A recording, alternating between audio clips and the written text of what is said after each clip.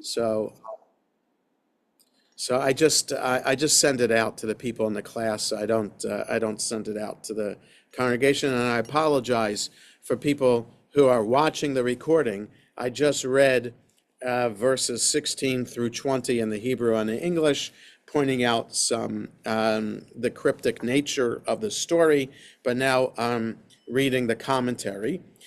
Heaps upon heaps, literally a heap, two heaps. There's a wordplay since chamor is used both for an ass and a heap. Okay, it's even spelled the same way with the vowels. Sometimes the vowels, even though it sounds the same, the vowels might be different to point out that it's a different word. But the ah sound under the chet, the straight line with the two dots next to it, a chataf patach, is the same for chamor, meaning donkey, and also chamor, meaning a heap. Okay? 17 was called, literally he called, the subject being indefinite. Ramat Lehi, literally the hill of the jawbone. On 278, for thirst, if I say here, if I stay here, that is, I'll die of thirst, and fall into the hands of the uncircumcised, better or fall. If I go to the nearest city for water, I will surely fall into the hands of the Philistines. So I guess the commentator is trying to understand how why Samson doesn't have a choice about finding water, because wherever he goes, he might be captured and right, fall into the hands of the Philistines. But not sure that the commentary is logical, because he just killed 1,000 people with a bone.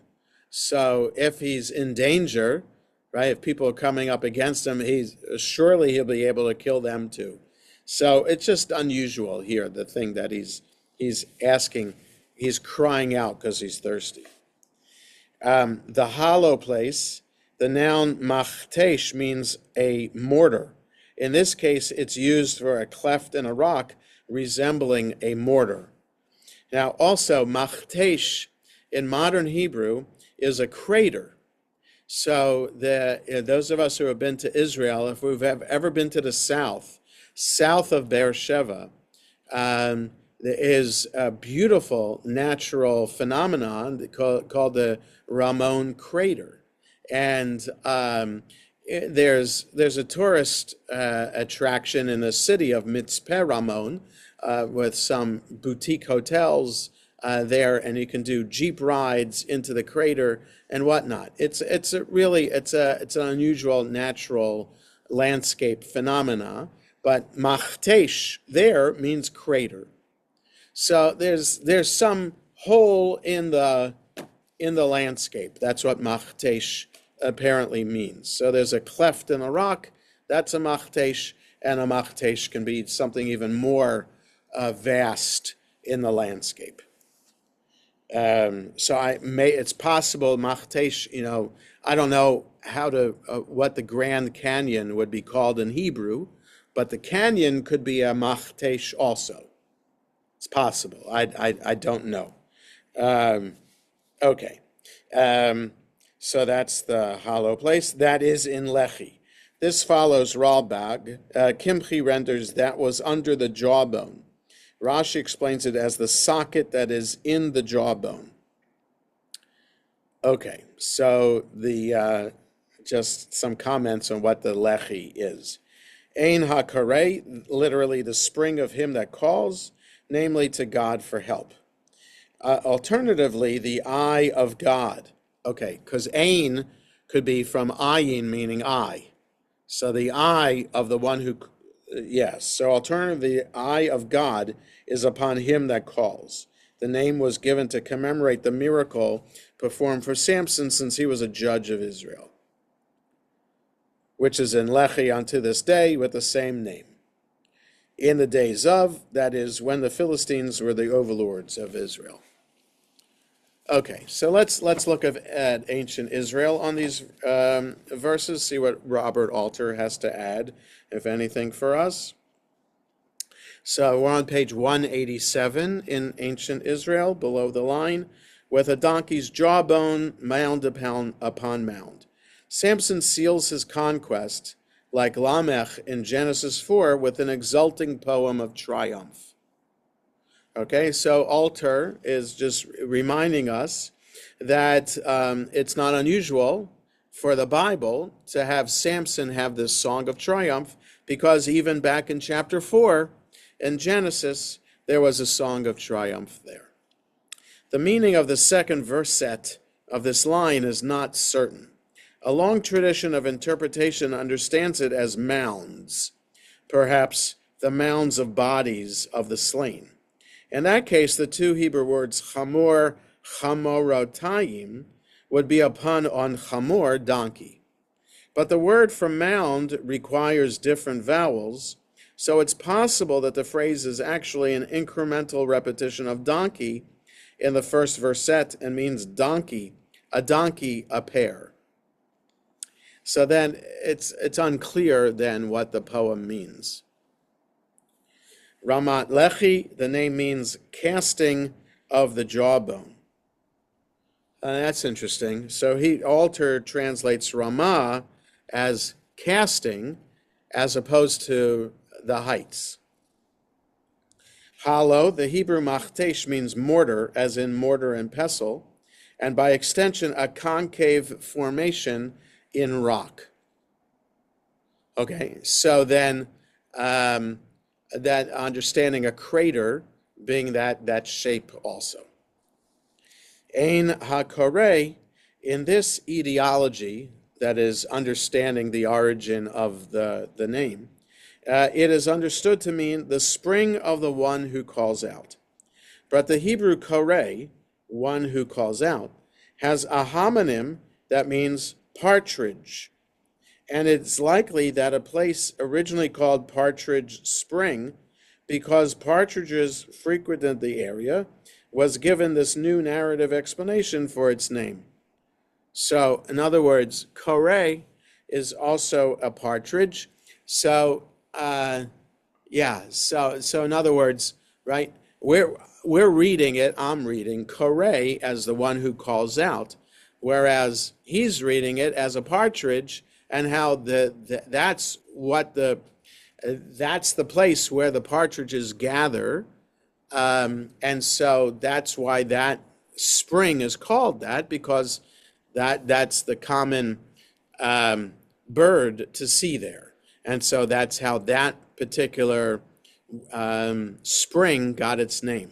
But now it's changing its name because of what happened with Samson and being able to find water to drink. Okay. Jonah? Yes, Barry. Jonah? Yes. Hamor, the play on the word donkey, but wasn't Prince Hamor from Shechem? Is that the same word, Hamor? Yes. Yes, Okay. it is. So, but no relation to.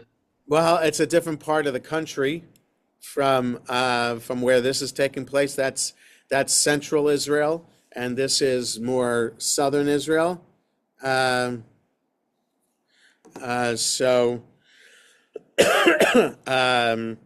yeah. So I don't know. But no commentator made a reference to. I don't think so.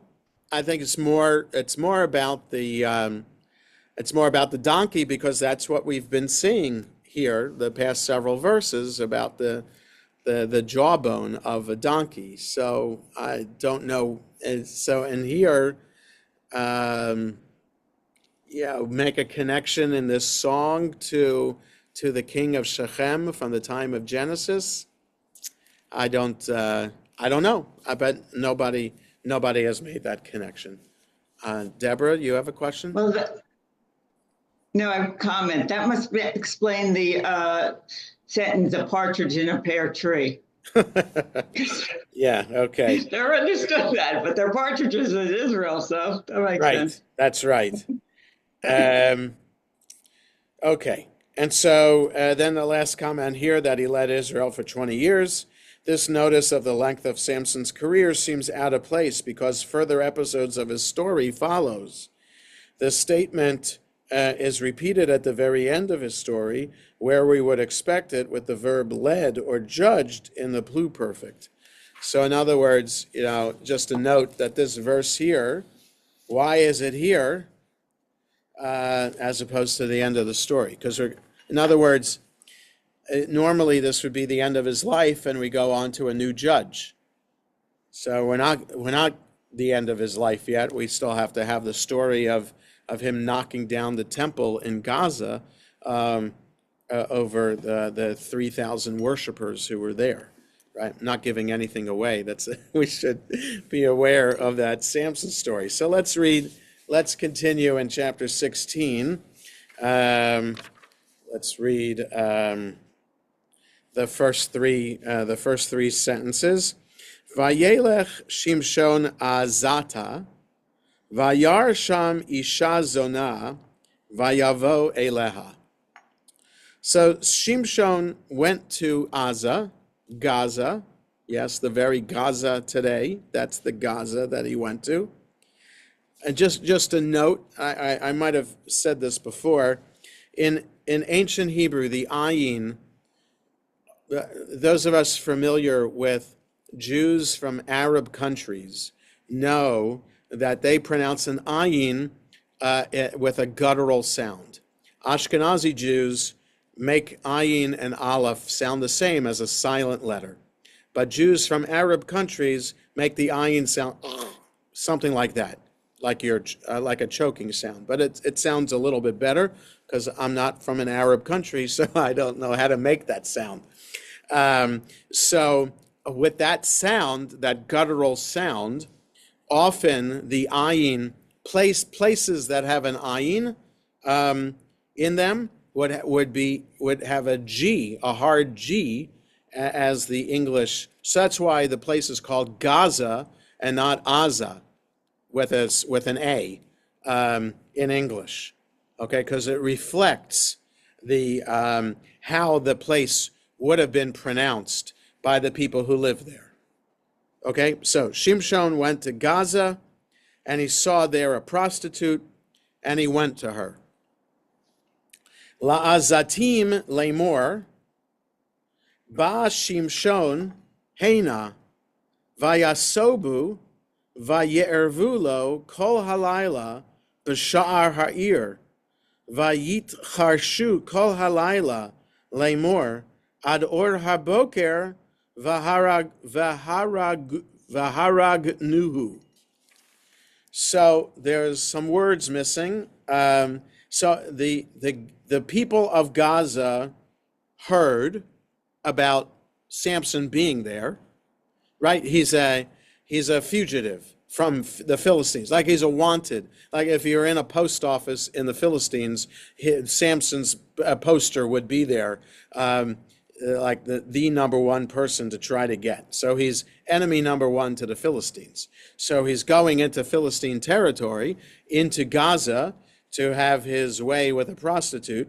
And the Gazans hear this and say, Samson has come here, and they surrounded him and lay in wait for him all night at the gate to the city, and were quiet all night, saying, when the sun rises, right, at first light, at morning's first light, we'll kill him. Okay, so if the only way in and the only way out is through the gate of the city, they'll lay in wait for him, and then they'll capture. So they'll get him. 3, Vayishkav Shimshon ad chatzi halayla, Vayakom b'chatzi halayla, Vaye'echoz bedaltot sha'ar ha'ir, uvishtei hamezuzot, Vayisaem im habariach, Vayasem al ketefav, Vaya'alem el rosh hahar, asher al penei Chevron. So Shimshon slept until the middle of the night, and he got up in the middle of the night, and he held on to the doors of the gates of the city and the 2 doorposts, and he picked them up with the bar He picked them up with the bar and put them on his shoulders and carried them to the top of the mountain before Hebron. Okay, so this is crazy. And then again, how did Samson know that the Gazans were gathered at the gate? And then, okay, so that's one piece of the story missing. And then imagine these doors. Okay, so for example, if we've ever been to the old city in Jerusalem and walked through the Jaffa Gate, you could see where a door had been. So imagine being able to take that door off of its hinges and put it on your shoulder. That's amazing strength.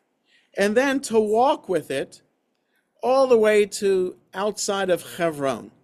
So if we know the geography of Israel, by the way, I have to end the class at 10:15 today because there's a rabbinical student who's coming in to be our guest for Shabbat, to lead services tonight and to teach tomorrow.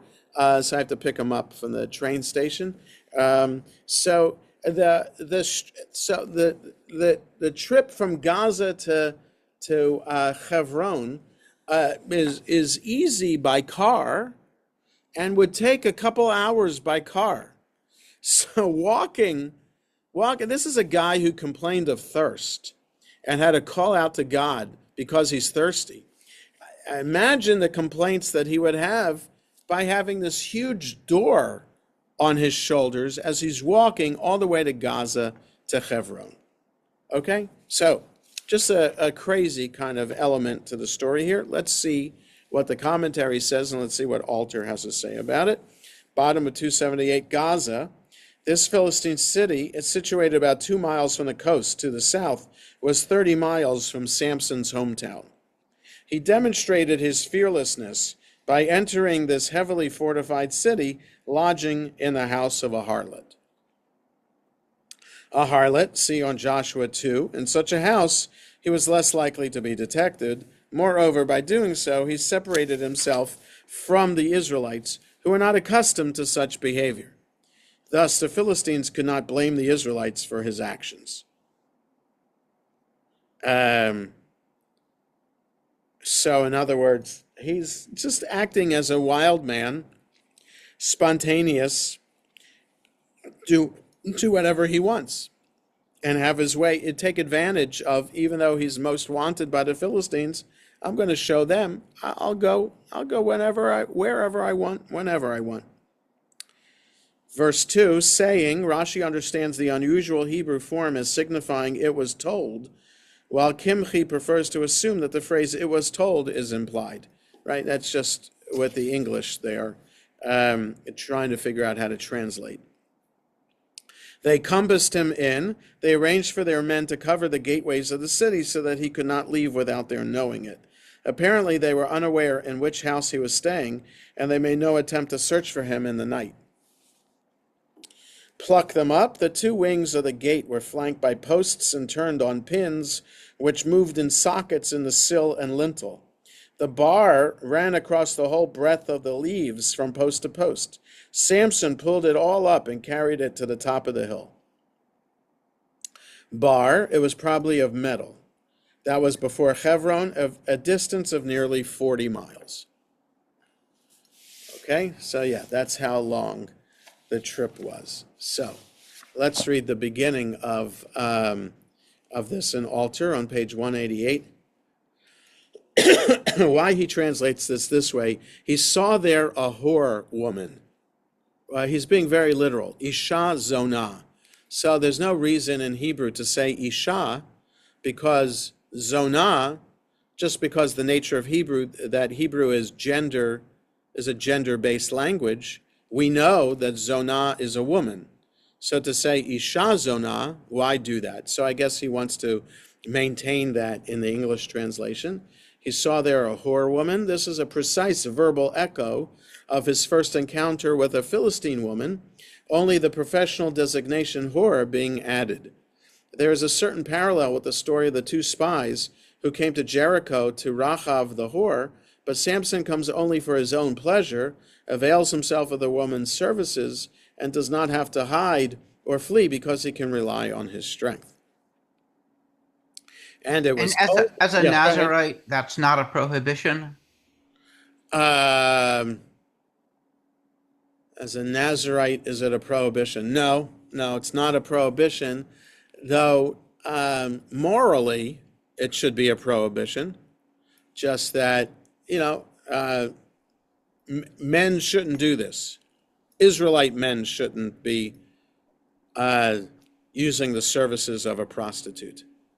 But is it illegal? Is it religiously illegal? Technically speaking, no. Okay. Rabbi? Yes. Rabbi? Yes, Dov. In modern Hebrew, Isha is a married woman. Is it possible that we're seeing something similar? So Isha can mean a wife, but it also is just a woman. Okay. So Isha does not in modern Hebrew necessarily mean married woman. It depends on context. Okay. Isha. Okay. Yeah. And it was told, those words are added from the Septuagint. So the Greek translation fills in the gap by adding, and it was told to the Gazans. Seize the doors of the town's gate. In this provocative act, he not only asserts his invulnerability, but also leaves the town exposed. Okay. So that's the end of story number one with the prostitute woman. Okay, I'm just looking at the time because I have to go. I think we're going to end here just because I do need to go to BWI. We'll stop here for today, and I promise that next week we'll have a full hour. It's good to see Al and Dov joining us, and hopefully we'll see you back again. I'll add you to I'll add your emails to our email list for the class, just so you get any updates about the class. And have a good rest of the day, everybody, and Shabbat Shalom. I'll see you next Friday, but Wednesday I won't be at class because I'm leaving for the retreat. Oh, right. Okay. Enjoy the retreat. Okay. See you next week. Bye-bye. Bye. Shabbat Shalom. Shabbat Shalom.